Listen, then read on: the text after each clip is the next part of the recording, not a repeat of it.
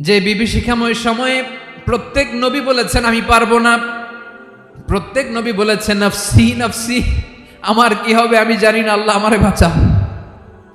প্রতিটি নবী বলবেন নফসি নফসি, আল্লাহ তুমি আমারে বাঁচাও আমারে বাঁচাও। বিশ্বনবী মাথা তুলবেন, তুলে বলবেন রব্বি হাবলি উম্মতি, আল্লাহ তুমি আমার গুনাহগার উম্মতকে বাঁচাও। এই দুনিয়ার বুকে রব্বুল আলামিন সব নবীকে একটা করে দাওয়া মুস্তাজাবা দিয়েছেন, মানে যে দোয়া করলে কবুল হয়ে যায় সাথে সাথেই। দাও বিহা, দুনিয়ার সব নবীরা ওই দোয়াটা দুনিয়ায় করে ফেলেছে।